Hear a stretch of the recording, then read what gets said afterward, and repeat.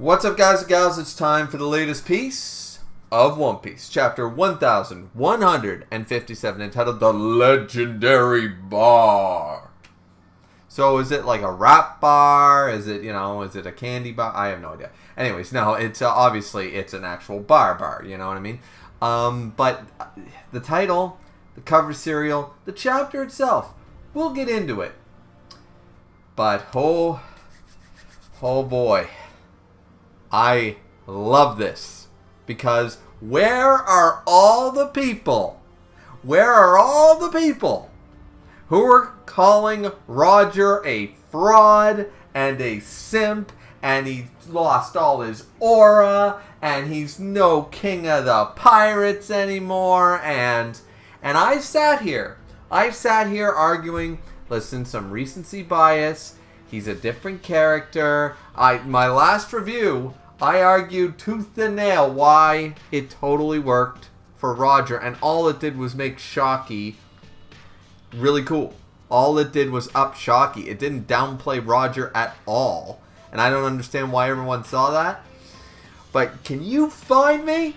Because I can't find them. I spent all day going over all the stomping grounds trying to find those freaking people, and I haven't heard zero, nada. I haven't heard a single thing about their boy who is so much better and he should be the king and Roger's a Luffy clone and blah blah blah blah. Whine, bitch and complain.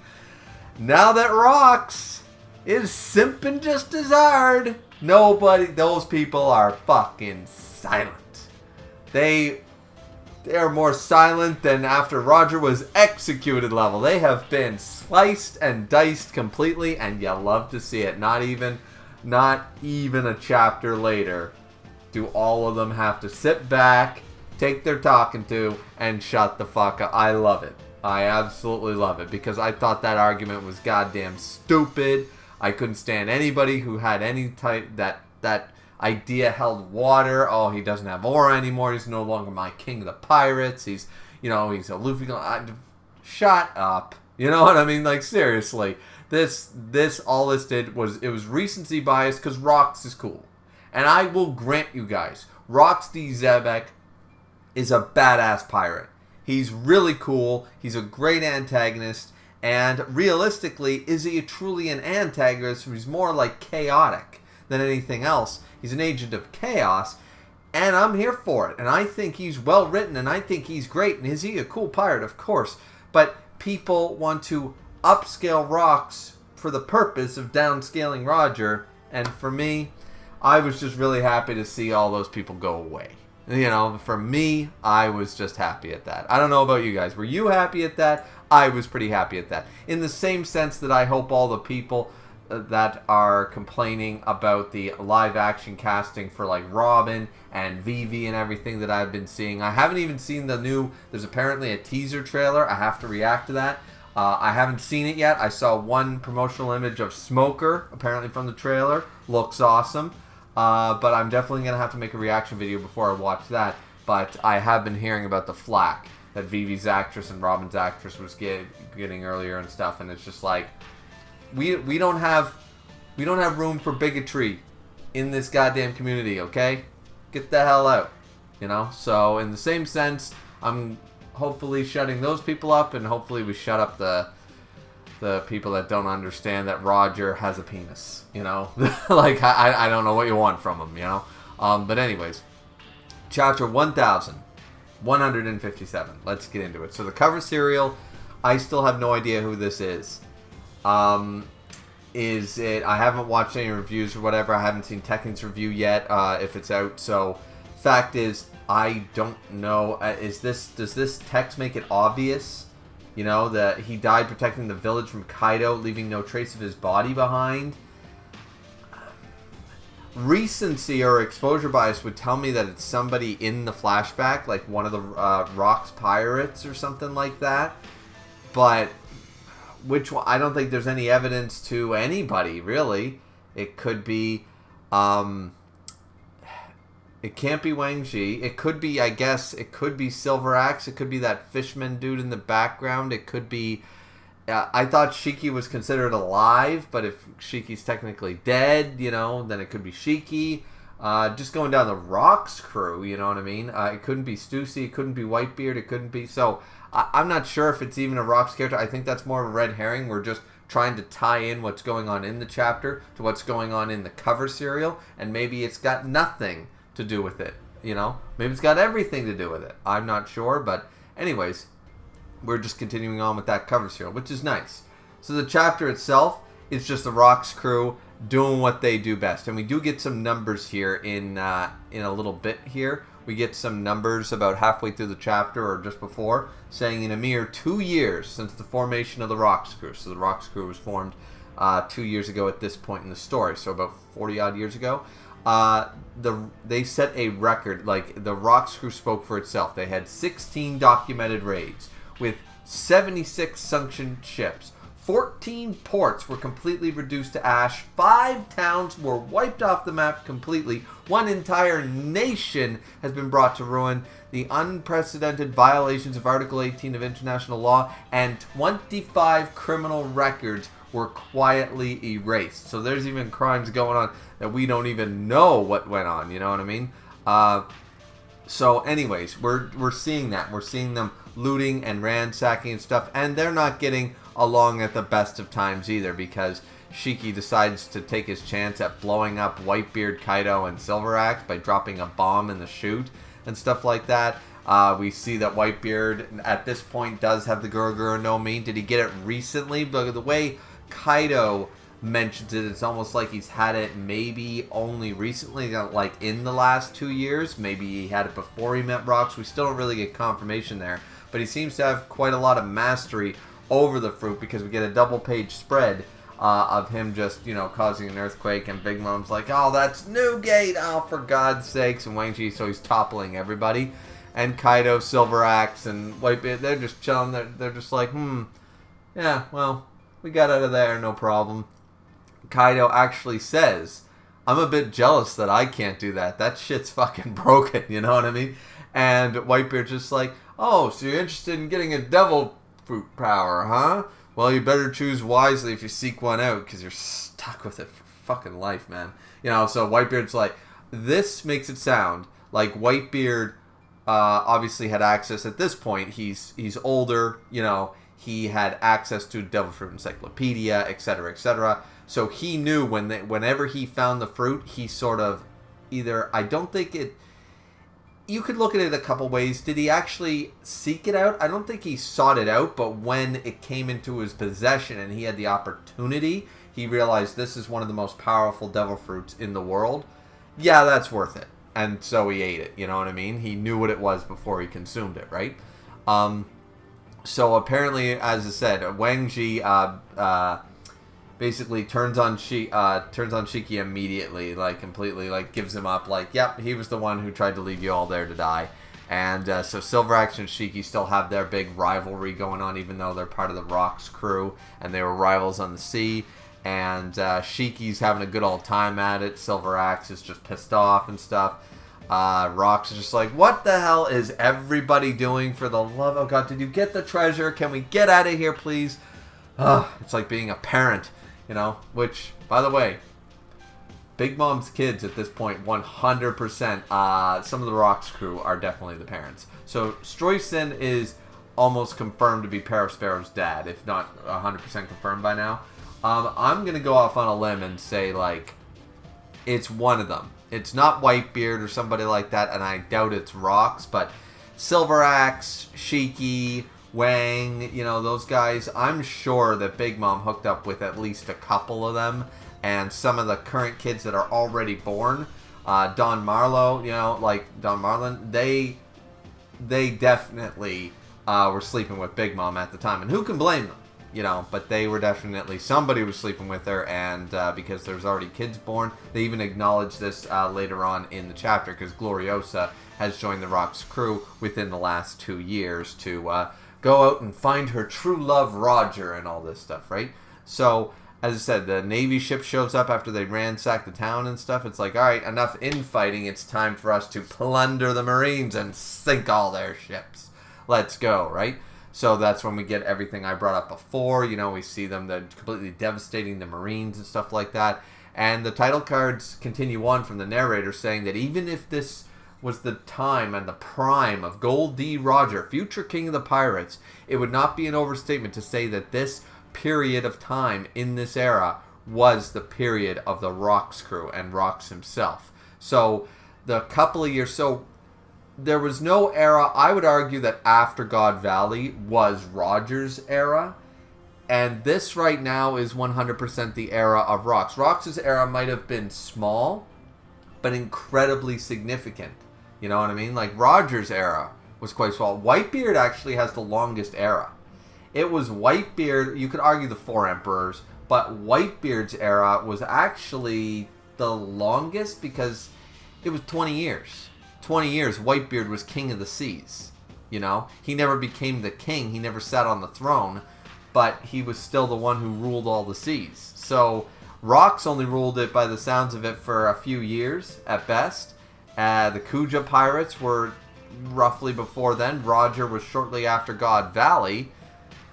But none of that lasted decades, you know what I mean? Rocks, you could argue the 5 years plus these 2, so 7 at best. But even then, it was Rocks himself, not the Rocks crew. And we saw that the Kuja pirates were heavily involved then too. So, yeah.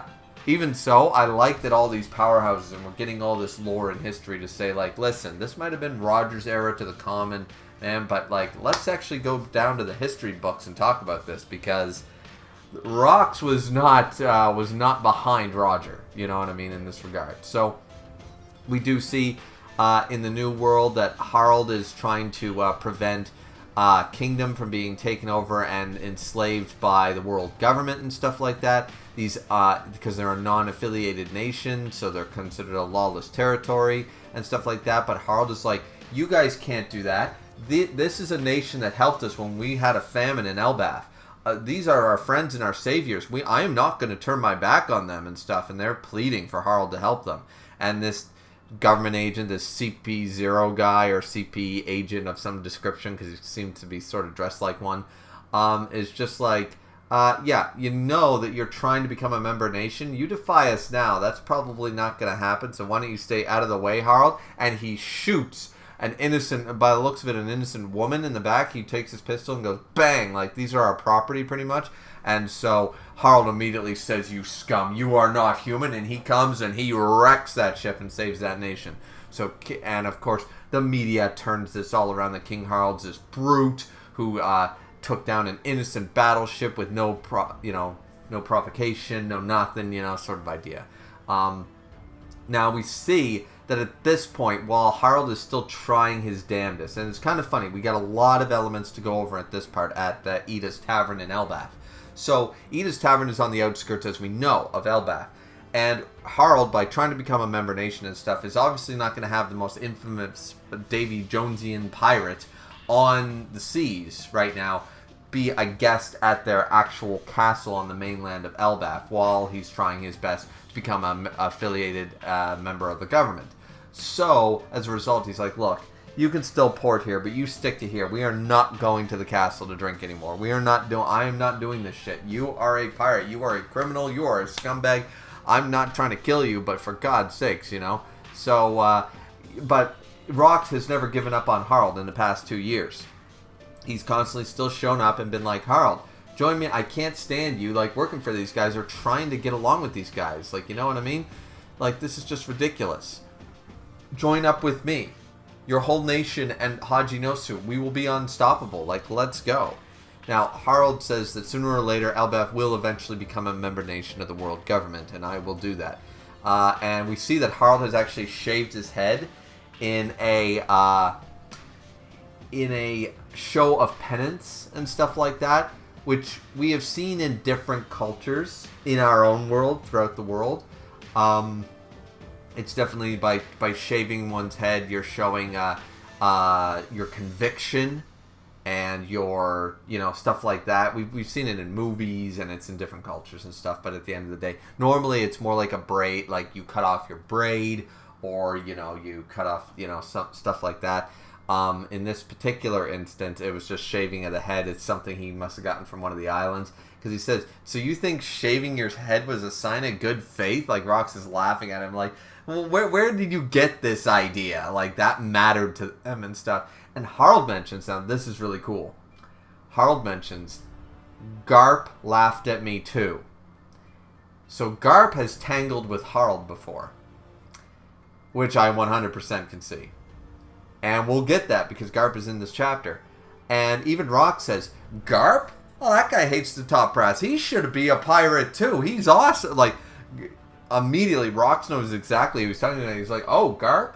Well, yeah, he's absolutely, like, he is not a good Marine. Like, he might fight for the Marines, but he is 100, like, Rox is like, he's got more my ideals. Like, fuck Mary Joa, you know what I mean? So he's like, he'd be better off working with me. But anyways, so Rox is not against it. So if Garp had ever decided to turn pirate, Rox would have been like, you know, white on rice. Same with Harald, you know what I mean? He would have been like, hey, Garp, want to join my crew? Come on, buddy. We'll turn Mary Jo upside down. You know, like he would immediately try to recruit him by the sounds of it. So I love the acknowledgement that even at this stage, 40 years ago, Rox, the most dangerous man on the sea, and King Harald are both acknowledging Garp by name, you know, even at this point. And at this point, what is Garp? Garp's only like 25, 30?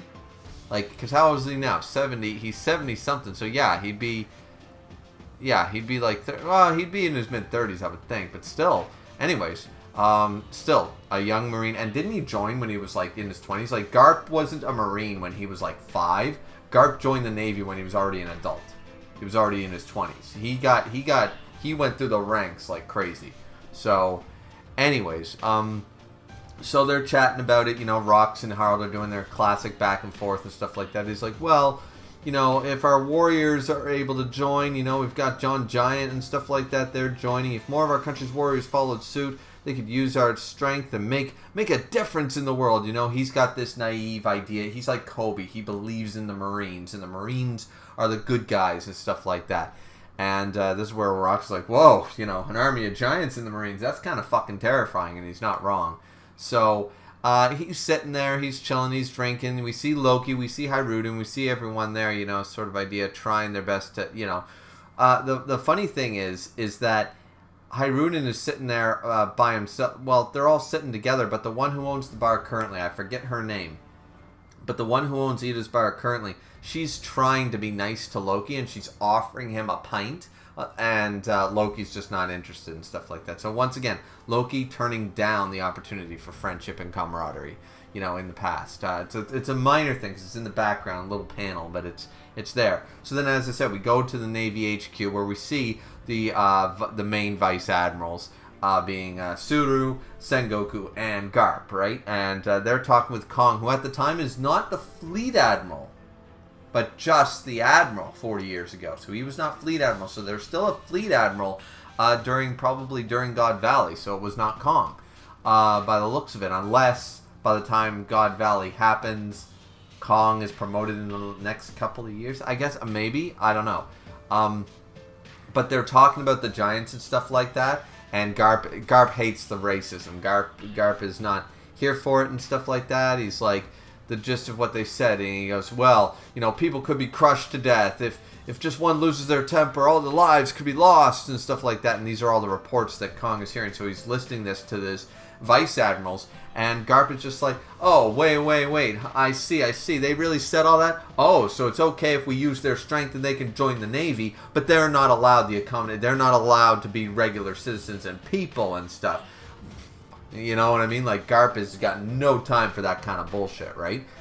So we're seeing a very excellent side of Garp here. Even Sengoku is like, Harald's an honest... So they have encountered Harald multiple times. I doubt they've clashed with him, though knowing Garp, he probably was like, alright, I just want to... Let's hockey up. I just want to try a clash with you. Just one time. Just a sparring match, you know, sort of in a Goku fashion. I'm sure Garp probably did a little clash with Harald just to see, alright, I want to test my strength against a giant. Let's go. You know what I mean? But even Sengoku, they run into him multiple times as allies, quote unquote, you know, or frenemies, I guess, or whatever you want to call them. And even Sengoku's like, Harold's a really honest man, you know? He's trying to learn from the history and change Elbaf. Like, where is the problem here? And Suduru is just like, these rumors, he's being scouted by rocks even. If that's true, the Navy will not be able to probably stand against them anymore. And Kong is like, you're all not wrong. Like, I'm not the one arguing with you, you know what I mean? But we are literally stuck between a rock and a hard place. Huh? I see what you did there, Oda. Anyways, so yeah, they say, like, still, you know, you can't deny that they do have a wild and violent track record. And Kong's not wrong. The history of Elbaf would say, okay, so we have this one giant, after hundreds of years of the giants raging and pillaging and doing everything like that, we're supposed to just take their word, oh, yeah, we're done with that, we're all good guys now. Like, you know? If Roger all of a sudden showed up with his whole crew tomorrow, or Rox, let's use Rox. Rox shows up. He's only been active technically for about less than a decade, and the Rox crew has been only active for 24 months. Not centuries, 24 months, but they all showed up. We'd like to join the Navy. We're all good guys now. They would immediately not take that. No one's taking the word of a pirate. No one's taking... So even though they all know Harold and they're like, he's an honest man, Kong's not wrong to be wary, and why people in general would be wary. It's only been a few years that, you know, it's only been, what? Yeah, it's been less than a decade since Harold has been trying his best with, like, on a bigger scale to help. To try to change Elbaf. And change doesn't happen overnight, and it certainly doesn't happen in a few measly months or years. So the fact is, people's idea and the history is going to be negative. I mean, we see that in our own history, right? We see that about, I mean, after the fall of the Roman Empire, none of the countries that had been enslaved by Romans thought great of Romans, you know what I mean? People didn't think great of the Germans after World War II, or World War I for that matter. People didn't think great of the Japanese either, or after Korea, you know what I mean? Like, there's a lot of history and, unfortunately, bigotry and stuff and things that stem from wars and a select group of people that really tarnish an entire nation, an entire race of people. And unfortunately, you can't just tell everyone to erase that and to get rid of their prejudice based on experience, right? So, fact is, giants had been pillagers and pirates, and the thing that scared people and that kept the children, they were the boogeyman that I'm sure that most of the world, the Four Blues, were telling their kids, be good or the giants will come and destroy the town, you know what I mean? They are literally the bad men from the stories. You're not all of a sudden going to be able to just flip the switch and say that, you know, boom, oh yeah, not anymore, you know what I mean? So it's a harder pill to swallow, and it absolutely is true. But Garp, so it's definitely a gray area, and Garp's not wrong either, saying like that's exactly the kind of strength I'm after, Kong, the kind that, you know, the giants had. And it's like, all right, Garp is 100% has clashed and been like, Harold, fight me, you know, like, I just want to test my strength sort of idea, you know. So he's just like, just hurry and make Elbaf a member nation already. If it were up to me, it wouldn't be a bloody issue. So, like, Garp's like, listen, this is our opportunity, and even though I understand, and I'm playing both sides of this, I understand Kong's reasoning. I already gave the reasons for that, and it makes sense from a wider populace, you know what I mean? But Garp isn't wrong that this is our best opportunity. We're having giants join our navy. We're increasing our forces, and they are willing to become an affiliated member of our world government. Like, we might not get it. If we keep rejecting them, we might not get another opportunity like this. Like, Garp is a bit of a forward thinker here, because he's just sitting there like, why are we denying one of the most thorn in our side, one of the most dangerous nations in the world? We have the Kuja, we have the samurai, we have pirates, and we have literally the giants. Like, these are like four of the biggest problems for the world government, and one of them wants to stop the fighting and be a part of our world government. Why are we making it difficult for them? They don't need to become part of the world government. They just want to be. They could change their minds tomorrow if we keep being assholes to them. Like, this is stupid, and Garp is 100% not wrong. I am totally on the side of Garp and Sengoku and stuff with this. Kong's just playing a bit of devil's advocate like I am to see why the wider people aren't trusting of the Giants after only a few years of peace. It makes sense. It makes sense as to why. It doesn't make it right. It just makes sense as to why. The rationale makes sense, even if it's wrong. So, yeah, anyways, so now we go down to 42 years ago on Hachinosu at the Pirate Island, and we see that at this point, Shaki quit being captain of the Kuja Pirates. And so they won't run into her the sea anymore, and most of the pirates, the other members of the Rocks crew, or the army of Rocks, the armada that I'm sure would follow Rocks, are devastated by this. They're just like, oh, but I only went out to see her face one time. Like, I only ever traveled. I became a pirate for her, just for the chance to meet her and stuff. And then we see Gloriosa and Big Mom, and Gloriosa takes a shot at Big Mom, in my opinion. Bit of a shot there. But Gloriosa is, of course, went out in these past couple of years. She's joined up with the Rocks crew to go and find Roger, and to eventually end up with Roger. Which we know that does not happen. But she's reading about this, that, like, what is Shaki doing and stuff. And this is where Big Mom remarks, do you think that she got the lovesickness, just like you did, and she went out to sea to find her man?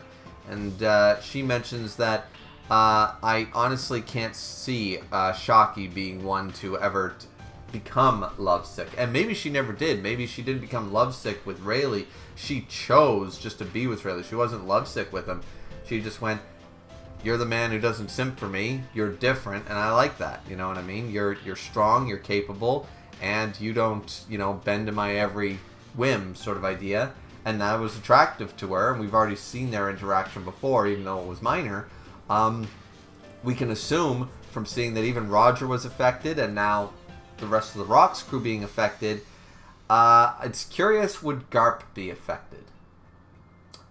I have a feeling that Garp is also one of the exceptions, and yeah, Rayleigh and Garp are like the only two exceptions currently on the sea that are not affected by Shaki. I am 100% behind this idea, but either way, maybe Garp would be, but once again, that's the reason she's with Rayleigh, so she might have never gotten lovesick, and this is just something she wants to do. We don't know Shaki's motivations. We don't find them out this chapter as to why she did what she did. And as I said, Gloriosa takes a bit of a shot at Big Mom, saying like you know anything about the pain of love. You crank out kids like they're popcorn. And it's just like, whoa. And at this point, she only has well, I'm not sure. 42 years ago, how many kids did Big Mom have? She at least had the triplets and Perospero, so that's at least 4. Plus, aren't some of the sisters actually older than Katakuri? So she had at least half a dozen kids, if not like 10 kids by this point. So yeah, she's been popping out kids for a while here. And we do see, it seems like there's little baby Oven there by the looks of it. And I don't know if that's supposed to be Katakuri in the background on her shoulder. I have no idea. Are these dolls, or are these supposed to be the kids? I think these are the kids, because it looks like that's Daifuku, and there's Katakuri, and there's Oven, and they seem to all be small. They almost look like dolls or something. I don't know. Is it just the drawing? Is it just the paneling? I assume that's supposed to be the kids, and Big Mom's actually hanging out with her children for 5 minutes. I don't know. Who takes care of these kids? You know what I mean? Who takes care of them when they're all going off pillaging? Are they on the ship? I have no idea. Anyways, so they're all still chilling. They're obviously just chilling on Hachinosu at this point, or what have you. And Buckingham, the original Stussy, is saying it's always Shaki this and Shaki that and meh. But you've only got eyes for me, right, Whitebeard, or right, Edward? And it's like, I've never been in love with you. He's just polishing his bicento, and he's like, I have never been in love with you and stuff. And he's like, what did you say? I'm the popular sensation, Miss Buckingham Stussy. And Whitebeard's like, that's not enough for you? He's like, no, I want you. And Whitebeard's like, ugh, no. So I'm not even convinced at this point that Whitebeard, once again, Edward Weevil being a clone, I am more and more behind, considering Stussy and the cloning and the Vegapunk stuff, I am going to go out on a limb and say that that was Stussy mixed with maybe she got some of Whitebeard's facial hair, some of his DNA or something like that, and Vegapunk made one of his first attempts at a clone, but it wasn't nearly enough, and she wanted a child from her, and so Weevil took on a lot of Stussy's DNA and qualities sort of idea, so it's sort of a child, but not really. Like, by the sounds of it, Whitebeard never even slept with her, by the looks of it, so this is more pointing to the fact that Weevil is not the child of Whitebeard legit, but, you know, is what it is. Now, apparently the Kuja Pirates are still around and stuff, because you have the one that died, Tritoma. She died, and obviously, but later on. So she's currently the captain because Shaki's given it up. But she got a ride to Pirate Island from the Kuja Pirates. She got off. She's still looking badass. Everyone's losing their shit, and they're just like, holy crap, what is going on? And I was wrong, actually. The crew are still on their ship. By the looks of it, because they end up arriving home, sort of idea. They end up arriving home while Shaki's already gotten her bar. Her legendary bar on Hajinosu is now being set up, which is why at the archipelago, why she obviously is still running a bar and stuff. It's obviously something she wanted to do. So she shows up to this pirate island, and this also begs the thing that if these are the kids, like there's Oven, there's Daifuku, and there's Katakuri in the background of the panel with Gloriosa and Big Mom, then they were 100% on the ship, if that's the case. But it's just like, okay, so are these guys here, or is Rox not here, or whatever? It's a little confusing. I like to think that they were all on the ship, obviously, and they were returning, because Whitebeard's part of the crew that's with them when the infamous, now it's going to be an infamous panel, because it shut up all the Roger lost his aura people from the last chapter. All the Rox fans had to shouldn't say the Rox fans, the Roger naysayers have to take a seat with this one. So Shaki shows up. She's still gorgeous. She's still amazing and stuff. She shows up and just like, well, quitting won't matter to the Marines. They'll still chase me for the rest of my life. But I'm done running the seas and stuff like that. So I'm going to hide out here on Hajinosu, which once again, to Shaki now, there's probably a better reason as to why. Maybe this was a deal or something to protect Amazon Lily, maybe, or maybe she's just selfish, or we don't know what Shaki's motivation for doing this is. It does make sense that she would set up, if she was trying to lay low, similar to how Garp was like, yeah, we know where Rayleigh is, but we're not going to go try to take him, because for God's sakes, attacking Rayleigh is just going to cause us massive casualties, and he's not doing anything. So at the end of the day, it's not worth the effort to try to get him. And at Shaki at this point, who once again is very dangerous on her own, the Navy is not stupid enough to try to attack Pirate Island right now. It's a pirate fortress. So at the end of the day, Shaki's like, it's probably one of the safest places for a former pirate like me to go. So she's like, all right, well, you know, like, you guys will protect me, won't you? And they're like all infatuated. So she's already commanded all of Hajinosu while Rox was vacant or gone. Shaki is officially the queen of Pirate Island. Makes sense. I can buy this. So she immediately says, like, well, the place stinks. We're going to clean it up. It's like, and I want to open a bar. We're going to build one. You know, and don't forget, we'll get you flowers. Yep, and everything like that. So now Rox shows up at this point. And as I said, were they gone or were they actually on the island? Either way, it's just to know if the children of Big Mom actually go on the ship, or they were born on Hajinosu and they stay there while Big Mom's out gallivanting. That's the only reason that it actually matters. Because Rox shows up with Shiki and Brando and Whitebeard and stuff like that. And it's like, what's all this noise? Why are all you guys making such racket and stuff? And it says, well, this is bad and stuff like that. And the reason I say this is because the place is already built and established by the time Rox shows up. So I'm just like, like, he didn't notice the Kuja Pirates showing up. He didn't notice all this for the amount of time it took them to build a bar. Unless they immediately, they say they're going to build one, so there might be a translation thing. As I said, it doesn't really matter if this happened the following day or whatever like that. But they do all stomp around. It's like, what the hell is the Pirate Empress doing here, sort of idea? What is Shaki doing here? So this is where we get the double page spread with a lot of information.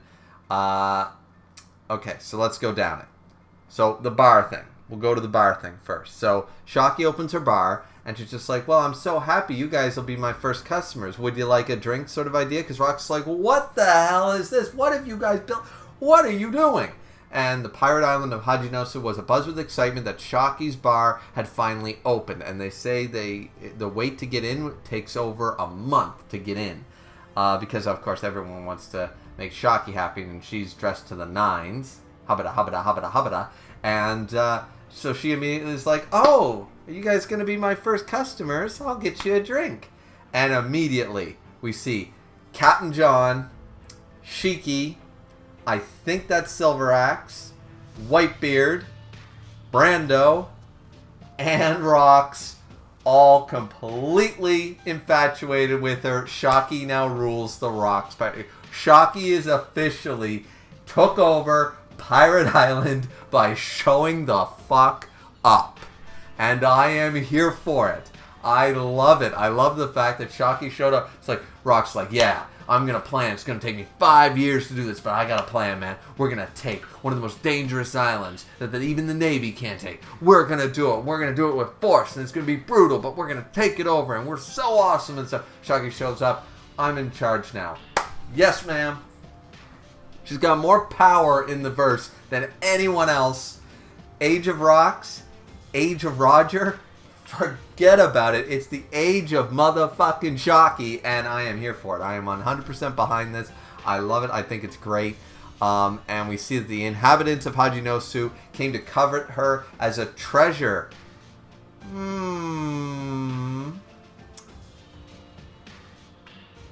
I've already seen this one. Not gonna lie, I didn't come up with this, but was God Valley fought over Shockey?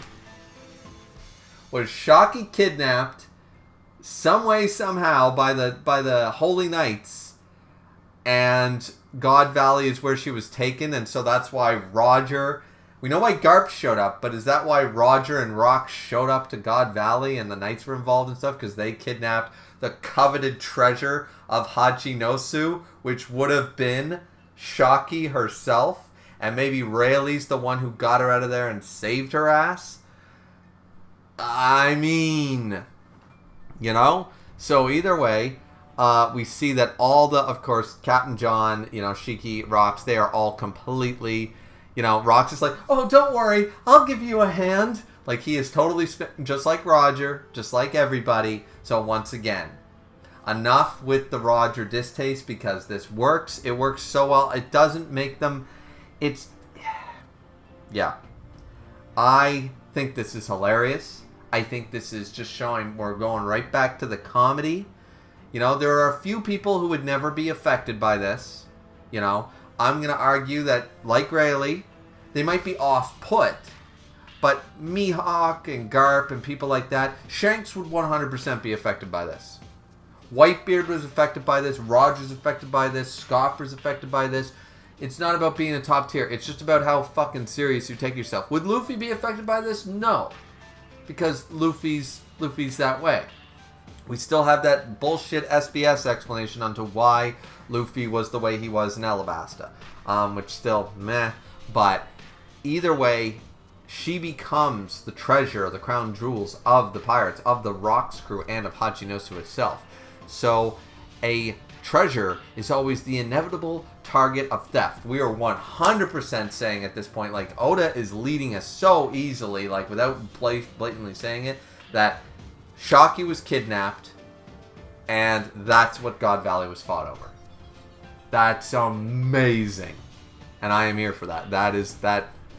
It's just so much more, almost, I was going to say dorky, but it's not even dorky.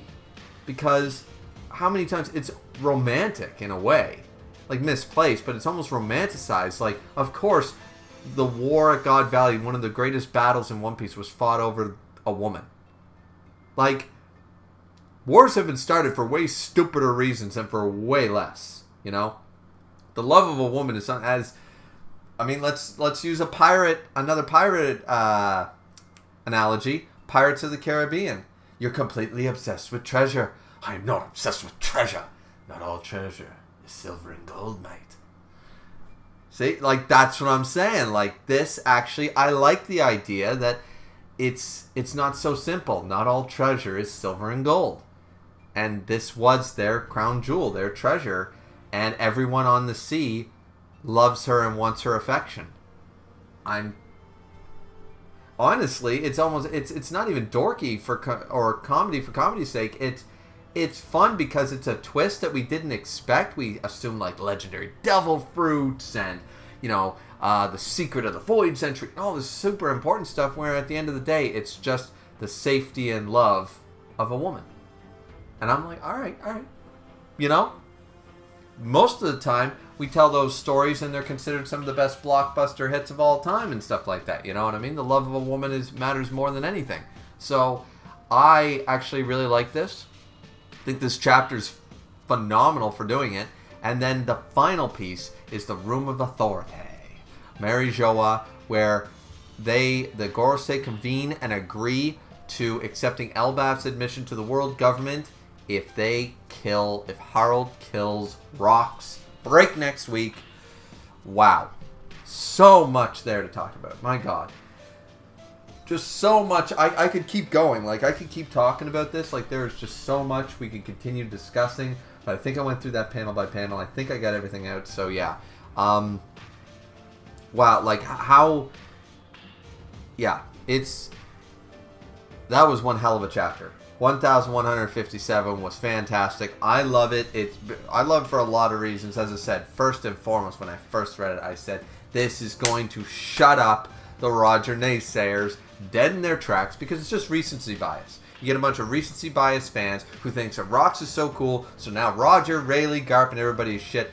As the guy who was saying that Garp was top tier for over 10 years of slander, and everyone was just saying no. They all disappeared too. So I'm just glad that it's not another 10 years of dealing with having to defend Roger. I had to defend Garp for over 10 years of being a fan of this series, trust me. Community hated Garp. They thought Garp was Smoker. They thought Garp was Kobe. They thought Garp was Helmeppo. They thought Garp was nothing to Roger, to Whitebeard, to this was just blown out of proportion, not the right facts, we need feats, Yeah. I'm just glad that obviously that's completely over with. And in very short span of time. I don't think I could have dealt with 10 years of doing that again. So, anyways, what a chapter. Love all the information we get. And I am 100% here for it. I can't wait I know there's another break next week and stuff like that, but Oda deserves his breaks. And I know people are worried about his health, but Oda has been constantly taking his own breaks and stuff like that for a while now, and I think it's literally due to preemptively. I don't think there's anything wrong with Oda's health. I don't know. I'm not in Japan, and I have no link whatsoever to anything that the rest of us don't. But I would think that he is just preemptively making sure to take care of himself now that he's older, and he's been doing this for a very long time. So he doesn't get sick and doesn't burn himself out and tire himself out and get sick. He's making sure to take care of his health. And he's like, all right, well, we had a Shonen Jump break the week before, but I need another break. You know what I mean? I'll pump out this chapter, but I need a break. You know what I mean? So I think he's trying to, and once again, I don't need 48 chapters, 46 chapters of One Piece a year if it's going to result in Oda ending up exhausted and in medical conditions, and in bad health. I'm good with what he gives us, I think realistically the idea of a weekly manga is very tiring and very tiresome on so many people, so many mangakas, that breaks are breaks. I'm never going to complain about that with what's happened in the last couple of years, or the last decade at the very least, losing such really good, just some really good mangakas, some really good authors, and well before their time, sort of ideas. So at this point, I think that, I've got no problem with the breaks. Oda, take all the time you want, because I've been loving this flashback, and I can't wait to see more. So we'll have to wait for 1158, but I'm excited for it. That was One Piece chapter 1157. Like, comment, subscribe as always. And we'll see all you guys back here for the next piece of One Piece. I'm looking forward to it, and I hope you guys are too. And don't forget to check out, because I'll definitely, probably not today, but tomorrow, I'll be, or whenever I get to it, I'll definitely be doing a live reaction to the teaser trailer, assuming it'll probably get flagged anyways, but I'll do my best to react to the teaser trailer from for the new One Piece Season 2 live action. I'm looking really forward to seeing that, so I'll be dropping that video in the next day or so as well. And yeah, so look forward to that for a little bit of One Piece content while we're on break. And yeah, that's it from me. Have a good one, everyone. Sayonara. See you next time.